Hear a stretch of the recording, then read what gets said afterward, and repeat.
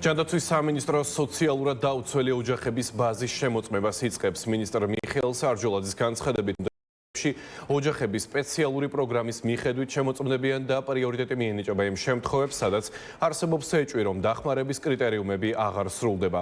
ერთ-ერთ ინდიკატორად ბოლო 3 თვის განმავლობაში დაახლოებით 2000 ლარის შემოსავალი სახელდება, თუმცა მინისტრი განმარტავს, რომ ეს ავტომატურად სტატუსის გაუქმებას არ ნიშნავს და მხოლოდ დამატებითი შეფასების საფუძველი იქნება. მინისტრის თქმით, მიზანი რესურსების უფრო ეფექტიანი გადანაწილებაა. დღეს ამ თემაზე მერაბ პაპაშვილი მუშაობს და ის პირდაპირ ეთერში შემოგვიერთდება, რათა ექსპერტთა მოსაზრებების გაგვაცნოს. მერაბ, მოგესალმები და გისმენთ. ჯანდაცვის მინისტრი ამბობს, რომ ამ გადამოწმების მთავარი მიზანი არის ის, რომ სოციალური შემწეობა მიიღონ მხოლოდ იმ ოჯახებმა და ადამიანებმა, ვისაც ამგვარი სახის დახმარება რეალურად სჭირდებათ. ექსპერტები ამბობენ, რომ ბოლო წლებში ქვეყანაში ფიქსირდება გარკვეული ეკონომიკური ზრდა. ეს კი წინაპირობაა იმისა, რომ სოციალურად დაუცველთა ერთიანი ბაზა განახლდეს. საქართველოს მთავრობა სოციალურად დაუცველთა ერთიანი ბაზის განახლებას იწყებს. უახლოეს პერიოდში ჯანდაცვის სამინისტროს მუშაკები ყველა იმ ოჯახში გამოჩნდებიან, რომლებიც შესაძლოა სოციალურად დაუცველი სტატუსს აღარ აკმაყოფილებენ. სახელმწიფო აღიარებს, რომ ერთიან ბაზაში ბევრი ისეთი ადამიანია, რომელსაც არათუ ფინანსურად უჭირს, არამედ ძვირადღირებული ქონების შესყიდვის საშუალებაც გააჩნია. ბაზაში დღეს რეგისტრირებულია და შემწეობას იღებს ოჯახი, რომელსაც ბოლო 3 თვეში მიღებული აქვს შემოსავალი ჯამში რამდენიმე 10,000 ლარი. ან არის რეგისტრირებული ოჯახი, რომელსაც 1 წლის მანძილზე შექმნილი აქვს შეძენილი აქვს რამდენიმე 10,000 ლარად ღირებული რამდენიმე ავტომანქანა.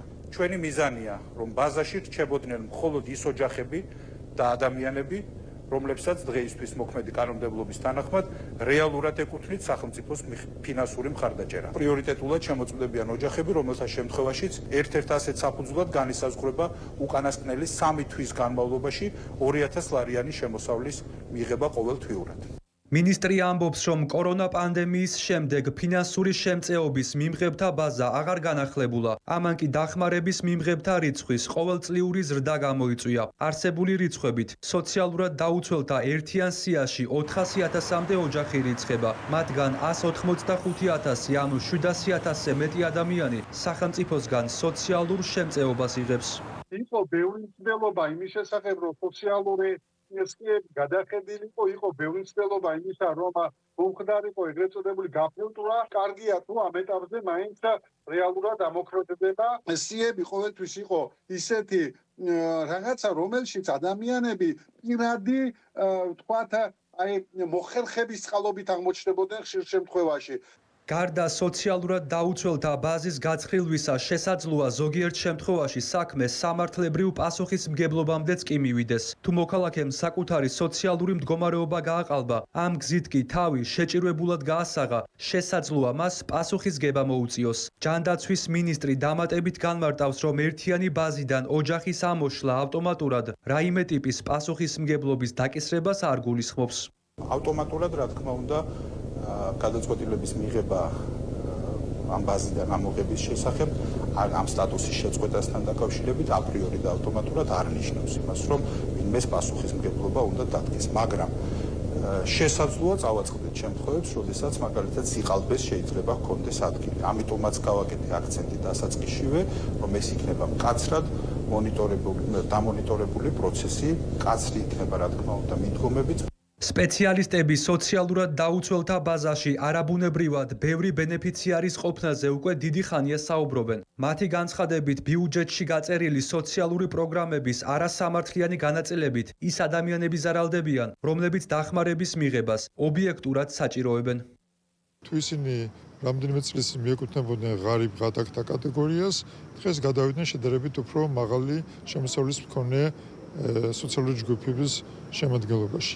დღეს შეიძლება ვიკამათოთ მხოლოდ იმაზე, მაგალითად მთლიანი შიდა პროდუქტის 1%-ით ზრდა, რამდენი პროცენტით ზრდის ამა თუ იმ სოციალური ჯგუფის კეთილდღეობას. დახმარების ხელი უნდა გაუწოდოთ პირველ რიგში იმ კატეგორიის ადამიანებს და შინამეურნეობებს, რომლებიც ამაზე ყველაზე მეტად საჭიროებენ ასეთ დახმარებას. დაანონსებული რეფორმა დაგვიანებულად მიაჩნია ოპოზიციას. ხელისუფლების ოპონენტები ამტკიცებენ, რომ ბოლო წლების განმავლობაში საქართველოს მთავრობა სოცდაუცველთა ბაზაში მყოფი მოქალაქეების ნებით მანიპულირებდა და მათ საარჩევნო მიზნებისთვის იყენებდა. ბრალდებას არ იზიარებს და რეფორმის გატარების მნიშვნელობაზე საუბრობს საპარლამენტო უმრავლესობა.